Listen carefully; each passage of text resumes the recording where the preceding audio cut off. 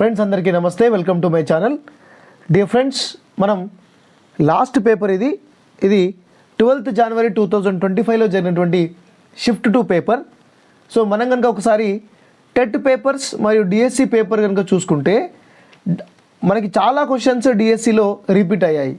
మనకి 2024లో జరిగినటువంటి డిఎస్సి పేపర్లో చాలా క్వశ్చన్స్ రిపీట్ అయ్యాయి. సో కాబట్టి మనం క్వశ్చన్ సాల్వ్ చేసేటప్పుడు చాలా జాగ్రత్తగా ఉండవలసిన అవసరం ఉంది. సో మనమైతే social studies paper 12th January shift 2 పేపర్లో ఉన్నాం. మరి ఈ ఆన్సర్స్ని సాల్వ్ చేసేటటువంటి ఈ సెషన్కి మీ అందరికీ welcome. So let's begin with the question number 1. Among the following identify the statement that best describe the term the current account deposit. అసలు current account deposit అంటే ఏంటి, దానికి సంబంధించినటువంటి స్టేట్మెంట్ ఏంటి అడుగుతున్నారు. Statement. So current account deposit అంటే ఏంటంటే same దీంట్లో నో ఇంట్రెస్ట్, దీనికి ఇంట్రెస్ట్ ఇవ్వరు, దీనికి వడ్డీ ఉండదు. ఎన్నిసార్లైనా అకౌంట్లో డబ్బులు జమ చేయొచ్చు, ఎన్నిసార్లైనా అకౌంట్లోంచి డబ్బు తీసుకోవచ్చు. అంటే no limits on debits and credits. So జమ చేయడానికి కానీ తీసుకోవడానికి కానీ ఎటువంటి రిస్ట్రిక్షన్స్ లేదు. ఎన్నిసార్లైనా తీసుకోవచ్చు, ఎన్నిసార్లైనా వేసుకోవచ్చు. అయితే దీంట్లో ఉన్నటువంటి డబ్బులకి కరెంట్ అకౌంట్ కాబట్టి, ఇది వ్యాపారులు నిర్వహించేటటువంటి అకౌంట్ కాబట్టి వీటి మీద వడ్డీ చెల్లింపు ఉండదు. సో చూద్దాం ఒకసారి. ఒక రోజులో ఈ ఖాతాలో డబ్బు డిపాజిట్ చేయడానికి కానీ లేదా ఉపసంహరణ చేయడానికి కానీ ఎటువంటి పరిమితులు లేవు.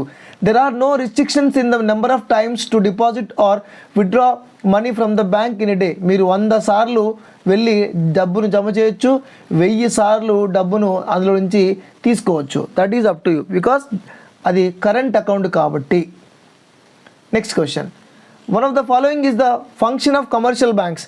అసలు కమర్షియల్ బ్యాంక్స్ అంటే ఏంటి? కమర్షియల్ బ్యాంక్స్ అంటే ఉదాహరణకి SBI, Punjab national bank, ICICI, HDFC అంటే ఇవి ప్రైవేట్ బ్యాంకులు, ఇది గవర్నమెంట్ బ్యాంకు. అయినా కూడా ఇవన్నీ కమర్షియల్ బ్యాంక్సే. ఇది ప్రైవేట్ బ్యాంకు, ఇవన్నీ కూడా కలిపితే వీటిని మనం ఏమంటాం? కమర్షియల్ బ్యాంక్స్ అంటారు. మరి కమర్షియల్ బ్యాంక్స్ ఏం చేస్తాయి? కమర్షియల్ బ్యాంక్స్ ప్రజల నుండి డిపాజిట్లు స్వీకరిస్తాయి. హెచ్డిఎఫ్సి కానీ, ఐసిఐసిఐ కానీ, పంజాబ్ నేషనల్ బ్యాంక్ కానీ, ఓకే, ఈ బ్యాంక్స్ ఏవైతే ఉన్నాయో ఇవన్నీ కూడా ప్రజల దగ్గర నుంచి డిపాజిట్లు స్వీకరిస్తాయి. విదేశీ నిల్వ, ఫారెన్ రిజర్వ్స్ అవి అక్కడ సేవ్ చేసుకోవు. And banker to central and state government. RBI is the banker to the central and state government. Regulate foreign exchange reserves. It doesn't regulate.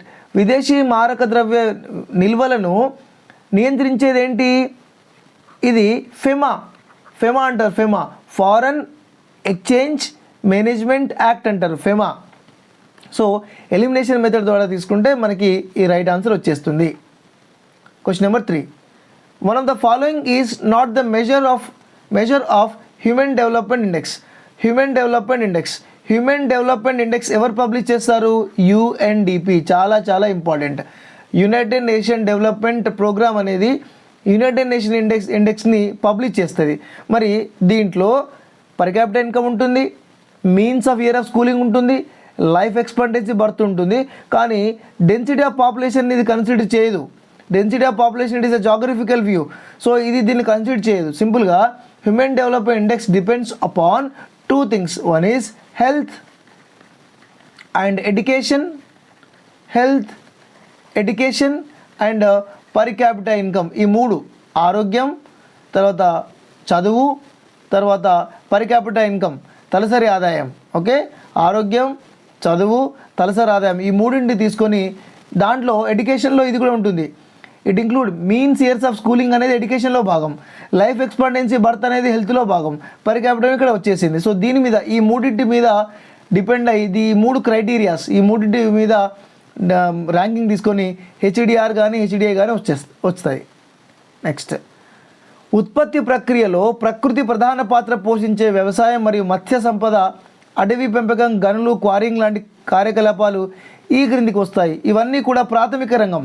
Okay, fishing, forestry, mining, quarrying, agriculture ఇవన్నీ కూడా nature మీద depend అవుతాయి.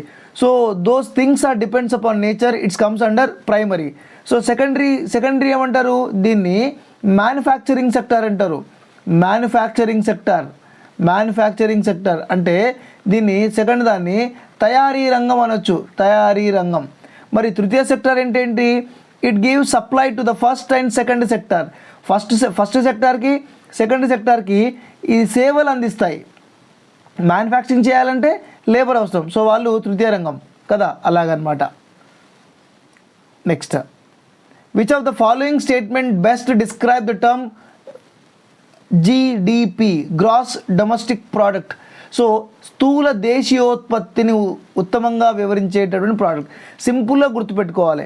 Okay, GDP అంటే the final value of the goods and services produced in a financial year. Final value దేని final value? Final value okay, final value of goods and services in a financial year. ఒక financial ఇయర్లో తయారైనటువంటి వస్తువులు లేదా సేవల యొక్క విలువ. So చూద్దాం. ఒక సంవత్సర కాలంలో దేశంలో ఉత్పత్తి చేయబడిన అంతిమ వస్తువులు, end products. Okay, end products. So final goods అనొచ్చు. సో దీన్నే మనం జీడిపి అంటాం. Direct question. నెక్స్ట్, ఒక సమాజంలో ఒక నిర్దిష్ట కాలంలో పురుషులు మరియు స్త్రీల మధ్య సమానత్వం ఎంత ఉందో తెలుసుకోవడానికి, ఇది ఇంతకుముందు రిపీటెడ్ క్వశ్చన్. సెక్స్ రేషియో అంటే అసలు సొసైటీలో ఈక్వాలిటీ ఉందా లేదా అని తెలుసుకోవడానికి ఉపయోగపడేటటువంటి సూచిక, ఒక క్రైటీరియా అనేటటువంటిది ఏంటి అంటే, ఒక ఇండికేటర్, సోషల్ ఇండికేటర్ ఏంటంటే sex ratio. 870 sex ratio Haryana least. Haryana తర్వాత 880 పంజాబ్. ఆ తర్వాత 940 ఇండియా. సో సమానత్వం ఉందా అండి మేల్కి ఫీమేల్కి? నో. అండ్ తెలంగాణ 988. హైయెస్ట్ ఎంత? 1040. సో 1040 ఎక్కడ? కేరళ. సో కేరళలోనే పాజిటివ్ సెక్స్ రేషియో ఉంది. నెక్స్ట్, ఫర్టిలిటీ రేట్ అని చెప్పుకున్నాం. ప్రజెంట్ ఫర్టిలిటీ రేట్ మనకి 2.1 and Telangana 1.9. Telangana Andhra Pradesh combined, Telangana Andhra Pradesh 1.9. Present density 382 per square kilometre. ఇదేంటిది? ఇండియా యొక్క జనసాంద్రత 382 పర్ స్క్వేర్ కిలోమీటర్. నెక్స్ట్, కింది వాటిలో ఒకటి బ్రిటిష్ ఈస్ట్ ఇండియా కంపెనీ ప్రవేశపెట్టిన శాశ్వత శిస్తు ఒప్పందం. రైట్, పర్మనెంట్ సెటిల్మెంట్ సిస్టమ్ అంటారు దీన్నే పర్మనెంట్ సెటిల్మెంట్ సిస్టమ్ అంటారు. సో పర్మనెంట్ సెటిల్మెంట్ సిస్టమ్ ఇది మనకి Cornwallis. So Lord Cornwallis 1793లో దీన్ని ఇంట్రడ్యూస్ చేశారు. లార్డ్ కార్న్వాలిస్ ఎక్కడ ఇంట్రడ్యూస్ చేశారు? BBO, Bihar, Bengal, Orissa. I repeat, Bihar, Bengal, ఒరిస్సాలో దీన్ని ఇంట్రడ్యూస్ చేశారు. సో దీంట్లో ఏమవుతుంది?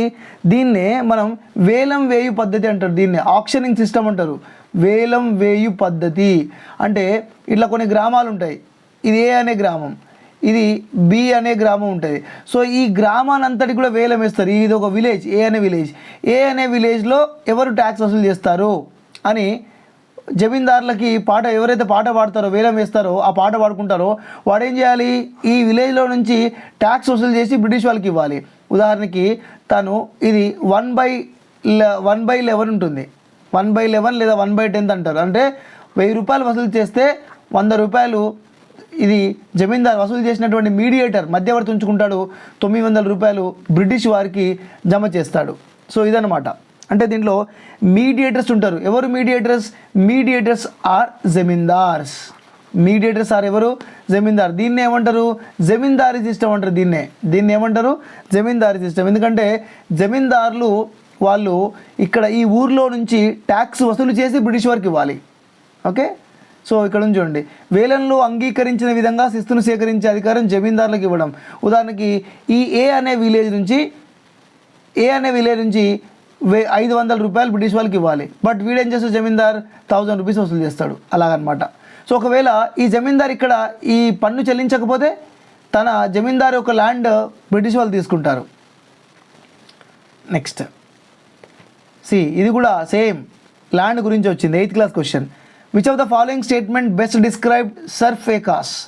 ఇది సిర్ఫ్ ఏ ఖాస్ దగ్గర నుంచి వచ్చిందన్న. సిర్ఫ్ గుర్తుపెట్టుకోండి, సిర్ఫ్ అంటే నాది, నా యొక్క, నాది మాత్రమే. సిర్ఫ్ అంటే నిజామ్స్ ఓన్ ల్యాండ్, నిజాం ఆధీనంలో ఉన్నటువంటి 10% ల్యాండ్.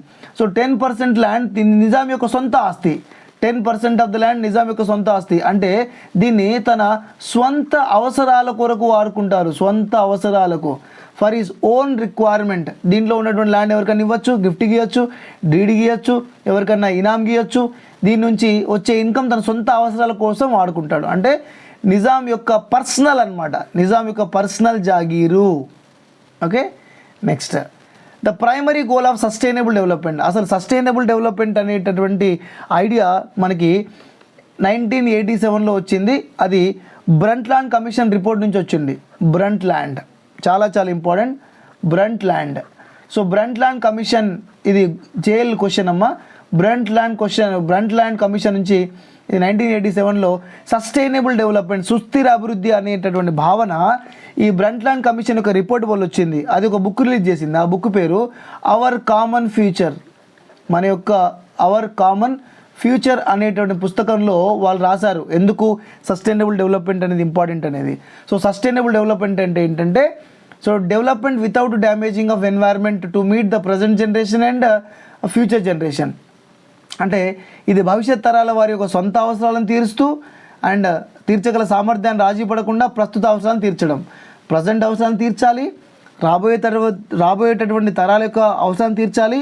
తీర్చేటటువంటి క్రమంలో ఎక్కడ కూడా డ్యామేజ్ జరగొద్దు మన యొక్క ఎన్వైర్న్మెంట్కి అనేది దీని యొక్క ఎయిమ్. నెక్స్ట్ ఇది ఇంతకుముందు క్వశ్చన్ వచ్చింది, అంటే పర్సంటేజ్ రాలేదు బట్ ఏం చేస్తాయి అని వచ్చింది.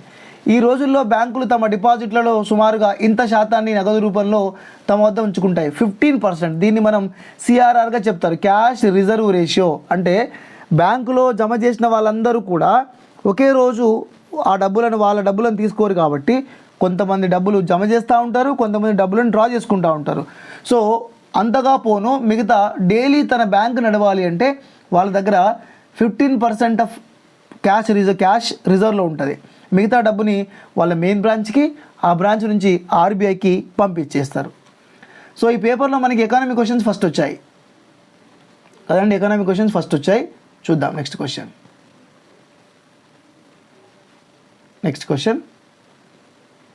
This refers to an agreement in which the lender supplies to the borrowers with money, goods or services in return for the promise or future payment. So నేను తిరిగి చెల్లిస్తాను, కొంతకాలం తర్వాత చెల్లిస్తాను, ఇంకో నెలకి ఇస్తాను, ఇంకో 2 నెలలకి ఇస్తాను అనేటటువంటి దాన్ని ఏమంటారు? క్రెడిట్ అంటారు. దాన్ని ఏమంటారు? క్రెడిట్ అంటే రుణం. ఓకే, డెబిట్ అంటే జమ, క్రెడిట్ అంటే అప్పు. పూచీకత్తు అంటే ఏంటి? అప్పు తీరుస్తానో లేదో చెప్పడానికి పూచీకత్తు అంటారు. నెక్స్ట్ ఇన్ఫ్లేషన్ అంటే ఏంటంటే రూపాయి విలువ తగ్గడం. ఇన్ఫ్లేషన్ అంటే ద్రవ్యోల్బణం, రూపాయి విలువ తగ్గడం. రూపాయి విలువ తగ్గితే ఏం జరుగుతుంది? వస్తువు ధర పెరుగుతుంది, వస్తువు యొక్క ధర పెరుగుతుంది, వస్తువు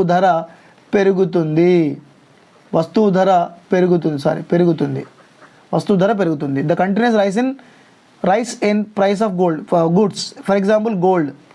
రూపాయి యొక్క విలువ పెరిగితే బంగారం దిగి వస్తుంది. రూపాయి విలువ ఇంకా పతనం అయిపోతే ఇంకా 150,000 దాకా పోతుంది గోల్డ్ యొక్క రేట్. సో ఇన్ఫ్లేషన్ అంటే రూపాయి క్షీణించడం. The value of the rupee decreased, devaluation, and at the same time increasing of the price of the general goods. Next this inscription speaks Gautamiputra Satakarni as kings of kings and Kshaharata వంశ నిర్వశేషాక destroyer of Kshaharata family. అంటే ఇది మనకి Nashik inscription, అంటే నాసిక్ శాసనం. ఈ నాసిక్ శాసనం ఎవరు వేయించారు అంటే గౌతమి బాలాశ్రీ, వారి యొక్క అమ్మ గౌతమి బాలాశ్రీ. సో గౌతమి బాలాశ్రీ వాళ్ళ కొడుకు గురించి వేయించింది. గౌతమ్ పుత్ర శాతకర్ణి, నా కొడుకు ఓకే క్షరాట కుటుంబాన్ని నాశనం చేసేవాడు, డెస్ట్రాయర్ ఆఫ్ క్షరాటక ఫ్యామిలీ. అంటే షెకా కింగ్, క్షరాట అంటే ఎవరంటే షెకా కింగ్, షెకా రూలర్స్ని కంప్లీట్గా నాశనం చేశాడు. ఎవరు అంటే ఆయన పేరు నహపానుడు. సో శకవంశానికి లేదా క్షరాట వంశానికి చెందినటువంటి నవపాడుని ఈ గౌతమిపుత్ర శాతకర్ణి ఓడిస్తాడు. సో అందుకని వాళ్ళ మమ్మీ నా కొడుకు ఇంత పెద్ద చాలా గ్రేట్ పని చేశాడని చెప్పింది. అమరావతి ఇన్స్క్రిప్షన్ ఇది ఆంధ్రప్రదేశ్లో ఉంది. ఇది కూడా శాతవాహనులు వేయించినటువంటి ఫస్ట్ ఇన్స్క్రిప్షన్ ఇన్ ఏపీ. అంటే శాతవాహనుల యొక్క మొదటి ఇన్స్క్రిప్షన్ అమరావతి శాసనం. నాణెఘాట్ శాసనం ఇది దేవి నాగానిక వేయించిందండి. దేవి నాగానిక అంటే శాతకర్ణి వన్ యొక్క భార్య, శాతకర్ణి వన్ మొదటి శాతకర్ణి వాళ్ళ యొక్క భార్య దేవి నాగానిక. నా భర్త చాలా గొప్పోడు, నా భర్త ఈ పని చేశాడు ఆ పని చేశాడు అని చెప్పి శాతకర్ణి వన్ చాలా గ్రేట్ అని చెప్పి ఆమె ఈ నాణెఘాట్ శాసనాన్ని వేయించింది, ఇన్స్క్రిప్షన్ వేయించింది. జునాగఢ్ శాసనం చాలా చాలా ఫేమస్ శాసనం. జునాగఢ్ శాసనం ఇది సాంస్క్రిట్లో ఉంది.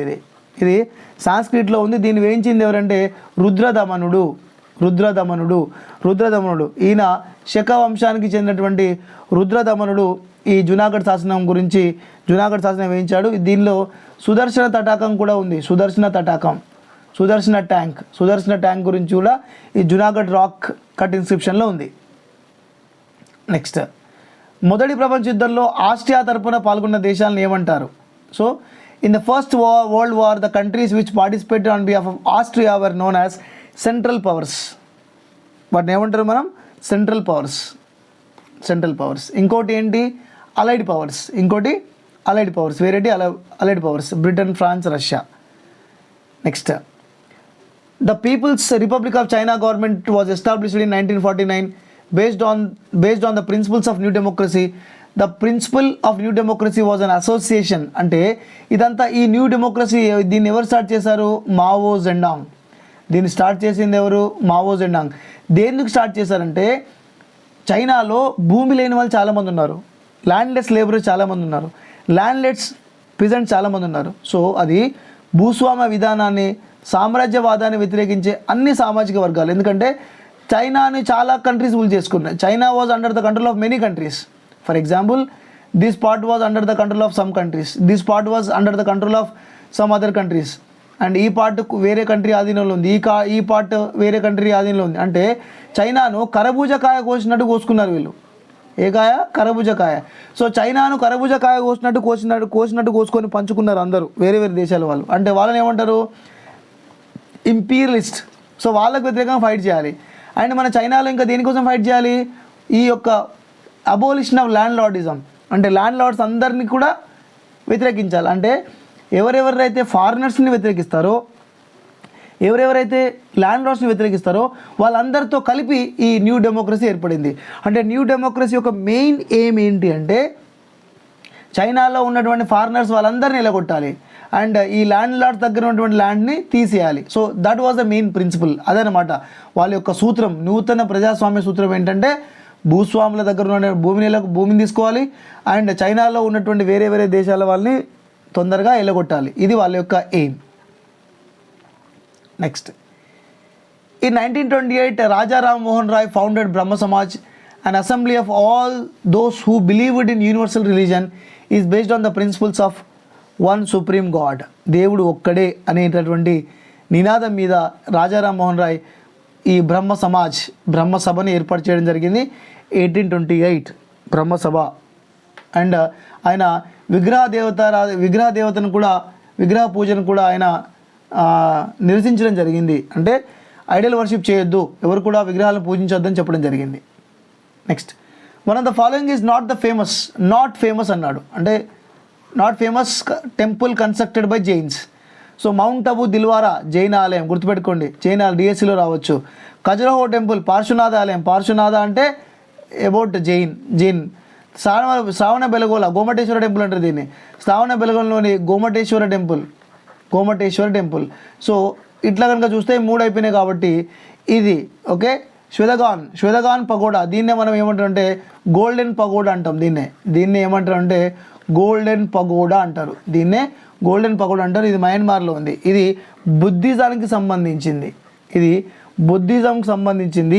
సో మిగతాయి మొత్తం జైనిజం. సో కానీ ఇదేంటిది జైనిజానికి సంబంధించినది, ఇది golden pagoda temple. In 1919 the Mahatma Gandhi gave call for satyagraha against. 1919లో మహాత్మా గాంధీ గారు రౌలట్ చట్టం, దీన్ని అనార్కిల్ యాక్ట్ అని కూడా అంటారు, లేదా దీన్నే బ్లాక్ యాక్ట్ అని పిలిచారు. దీన్ని ఎవరు ఏమని పిలిచారు? బ్లాక్ యాక్ట్ అని పిలిచారు. బ్లాక్ యాక్ట్ అంటే రౌలట్ చట్టం అంటే ఏంటంటే బ్రిటిష్ వారికి ఎవరి మీదైనా అనుమానం వస్తే, if any one was they were suspicious, they can arrest, they property can be confiscated. అంటే బ్రిటిష్ వారికి ఎవరి మీదనైనా అనుమానం వస్తే వారిని అరెస్ట్ చేయొచ్చు, వారి యొక్క ఆస్తులను స్వాధీనం చేసుకోవచ్చు ఈ యాక్ట్ ప్రకారంగా. మాంటెక్ చేమ్స్ఫర్డ్, ఇది 1919 అంటారు, 1919 యాక్ట్ అంటారు. ఇది చంపారణ్లో ఎప్పుడు జరిగింది? 1917. కేడాలో ఎప్పుడు జరిగింది? 1918. అహ్మదాబాద్ మిల్ వర్కర్ ఎప్పుడు జరిగింది? మళ్ళీ 1918లో జరిగింది. ఇది గాంధీజీ యొక్క ఫస్ట్ మూమెంట్ 1917. గాంధీజీ మొట్టమొదటిసారికి సత్యాగ్రహంలో పాల్గొన్నటువంటి మూమెంట్ ఏంటంటే సత్యాగ్రహ ఇది Ahmedabad mill workers movement. Gandhi మొట్టమొదటిసారిగా ఉపవాసం ఉన్నాడు అనమాట. ఇక్కడ ఆమరణ దీక్ష చేశాడనమాట గాంధీ కార్మికులకు మద్దతుగా. ఎందుకంటే ప్లేగ్ బోనస్ కోసం గాంధీజీకి ఫైట్ చేశాడు వాళ్ళ తరపున.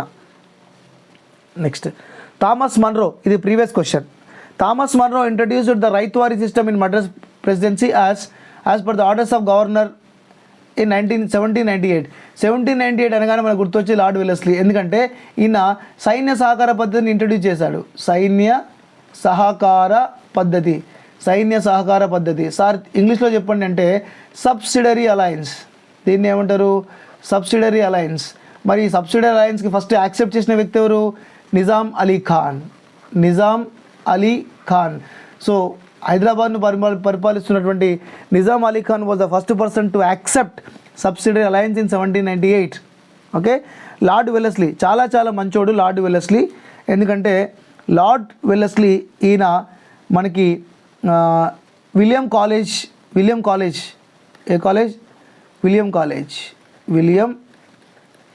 ఎక్కడ? Calcutta. So Lord Wellesley period వచ్చేసరికి 1798 to 1805. లార్డ్ వెల్లెస్లీ ఈయన కలకత్తాలో విలియం కాలేజ్ కట్టించారు. ఈయన ఫస్ట్ ఆంగ్లో మరాఠా వార్, తర్వాత ఫస్ట్ ఆంగ్లో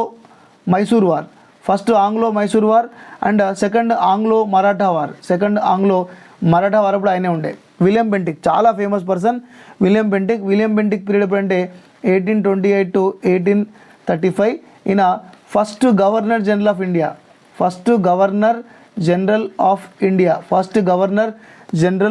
ఇండియా. ఈయన సతీని అబోలిష్ చేశారు, సతీ సహగమనాన్ని అబోలిష్ చేశారు. అంతేకాక దగ్గులను అణచివేశాడు. దగ్గులు అనేది దోపిడీ దొంగలు, దగ్స్. చాలాసార్లు వచ్చింది, మిలియన్ టైమ్స్ వచ్చింది క్వశ్చన్. దగ్గులను అణచివేసింది ఎవరు? ఈయన.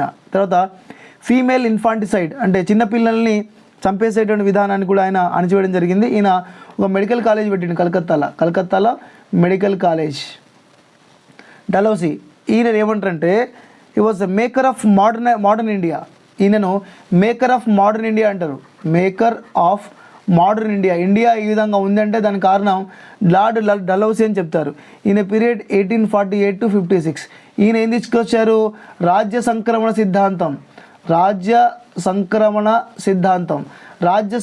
సిద్ధాంతం అంటే ఏంటంటే ఇంగ్లీష్లో డాక్ట్రైన్ ఆఫ్ ల్యాబ్స్ అంటారు దీన్నే. ఎందుకంటే ఎవరికైతే రాజులకి వారి యొక్క సొంతగా కుమారుడు ఉండరో వారి యొక్క రాజ్యం బ్రిటిష్ వారు ఆక్యుపై చేసుకుంటారు. అండ్ ఎవరైనా అడాప్టెడ్ చేసుకుంటే, దత్తత తీసుకుంటే చెల్లదు అని చెప్పారు లార్డ్ డలౌసీ. సో అలాగే ఝాన్సీ, సతారా రాజ్యాలని ఈయన ఆక్యుపై చేసుకోవడం జరిగింది. మరి ఈయన మనకి యూనివర్సిటీస్ పెట్టారు. యూనివర్సిటీస్ పెట్టింది ఎవరంటే లార్డ్ డలౌసీ. ఏ యూనివర్సిటీ పెట్టారంటే ఎక్కడెక్కడ పెట్టారంటే బాంబే, కలకత్తా, మద్రాస్. బి అంటే బాంబే, సి అంటే కలకత్తా, ఎం అంటే మద్రాస్ దగ్గర ఆయన పెట్టడం జరిగింది. ఆయన ఇంకో చేసిన పని ఏంటంటే విడో రీమ్యారేజ్ యాక్ట్.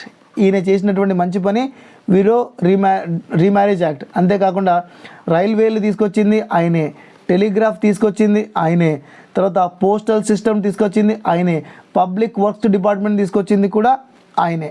తర్వాత వారన్ హ్యాస్టింగ్స్ ఈయన ఫస్ట్ గవర్నర్ ఆఫ్ బెంగాల్. ఈయన డ్యూయల్ గవర్నమెంట్ అబోలిష్ చేశారు. సో డ్యూయల్ గవర్నమెంట్ని తీసేసింది ఎవరంటే వారన్ హ్యాస్టింగ్స్. హాస్టింగ్స్. అంతేకాకుండా ఇండియా కల్చర్ అంటే ఈయన ఫిదా అయిపోయాడు, ఇండియన్ కల్చర్కి చాలా ఫిదా అయిపోయి ఏషియాటిక్ సొసైటీ ఇన్ బెంగాల్ పెట్టాడు. ఈయన చాలా చాలా important, Asiatic society of Bengal, Asiatic society in Bengal అని వారన్ హేస్టింగ్స్ పెట్టడం జరిగింది. ఇండియా కల్చర్ అంటే చాలా అభిమానం ఈయనకి, అండ్ డ్యూయల్ గవర్నమెంట్ని ఆయన తీసేయడం జరిగింది. Next, with this treaty the Mughal emperor Shah Alam granted the right to collect Diwani right East India company. Shah Alam అనేటటువంటి ఆయన 1764లో ఓడిపోతారు. ఒక క్వశ్చన్ వచ్చింది మనకి, బ్యాటిల్ ఆఫ్ బాక్సర్లో ముగ్గురు ఉన్నారు, ఎవరెవరు అన్నారు. ఒక ఆయన పేరు మీర్ ఖాసిం, తర్వాత ఇంకో ఆయన పేరు షా ఆలం, ఇంకో ఆయన పేరు ఎవరు షా ఆలం, ఇంకో ఆయన పేరు ఎవరు సుజావుద్దీన్. ఈ ముగ్గురు కలిసి, ఈ ముగ్గురు వర్సెస్ ఎవరు British. So tri forces Qasim, Shah Alam two Shujauddin, ముగ్గురు బ్రిటిష్కి గొడవ జరిగింది. ఎవరు గెలిచారు? వీళ్ళు ఓడిపోయారు, బ్రిటిష్ వాళ్ళు గెలిచారు. ఎప్పుడు? 1764 బాక్సర్ వార్ తర్వాత జరిగినటువంటి ఈ యొక్క సందే ట్రీటీయే Allahabad treaty. So Allahabad treaty వల్ల ఏం జరిగిందంటే, అలహాబాద్ ట్రీటీ వల్ల దే గాట్ దివానీ రైట్స్ అంటే they can collect taxes from India. Okay, diwani అంటే పోలీసు మరియు న్యాయపరమైన అధికారులతో, అంటే వాళ్ళకి పోలీస్ అధికారులు కూడా వాళ్ళకే, పోలీస్ అధికారులు కూడా దివానీ అంటే ఏంటి? పన్ను సేకరించే హక్కు, పోలీస్ హక్కు రెండు కూడా బ్రిటిష్ వాళ్ళకి ఇవ్వడం జరిగింది. నెక్స్ట్, ఈ లాహోర్ ఉడంబడిక మనకు అవసరం లేదు ఇవన్నీ కూడా. Next, at the end of the first world war one of the following was not the follower of the fascist ideology. So fascism అంటే ఏంటి? ఫ్యాసిజం అంటే కడ్డీల కట్ట, ఐరన్ కడ్డీ. ఓకే, ఫ్యాసిస్ట్ అంటే ఎక్కడుంది? ఇది ఇటలీలో ఉన్నది ఏంటి? ఫ్యాసిజం. జర్మనీలో ఉన్నది ఏంటిది? నాజిజం. సో ఇది ఎవరు ఫాలో అవ్వలేదు? స్పెయిన్కి వీళ్ళు ముగ్గురు ఫాలో అయ్యారు. వీళ్ళు ముగ్గురు దే ఆర్ ద డిక్టేటర్స్. అంటే Adolf Hitler is Nazism. So Nazism is similar to fascism. So ఇది స్టాలిన్ మాత్రం ఫాలో అవ్వలేదు, ఈ ముగ్గురు ఫాలో అయ్యారు. These 3 were dictators, but Stalin follow అవ్వలేదు దానికి. Next, the aim of the society was to secure social justice for all weaker section of the society. Satyashodhak Samaj చాలా చాలా important. Satyashodhak Samaj founded by Jyotiba Phule, Mahatma Jyotiba Phule. So Jyotiba Phule 1873 Satyashodhak Samaj ఎక్కడ? పూణే. ఎక్కడ జరిగింది? పూణే ఎక్కడ? మహారాష్ట్ర. టెంపుల్ ఎంట్రీ మూవ్మెంట్ ఎవరు? రామస్వామి నాయకర్. రామస్వామి నాయకర్. ఆర్య సమాజ్ ఎప్పుడు? 1875. ఎవరి చేత? Dayananda Saraswati. What slogan he gave? Go back to the Vedas. వేదాలకు మరలండి అని చెప్పారు ఈయన. Go back to the Vedas. Bahishkrit Hitakarini Sabha ఎవరు? అంబేద్కర్. సో ఇదండి, మనం నెక్స్ట్ సెషన్లో మిగతా క్వశ్చన్స్ చూద్దాం. ఇందులో నుంచి టెట్ క్వశ్చన్స్ చాలా క్వశ్చన్స్ డిఎస్సిలో వచ్చాయి. మిత్రులారా, ప్రతి 4 క్వశ్చన్స్ కూడా మీరు అబ్జర్వ్ చేయాలి. సో చూద్దాం, నెక్స్ట్ పేపర్లో మిగతా క్వశ్చన్స్ సాల్వ్ చేస్తాం. అంతవరకు సెలవు, నమస్కారం.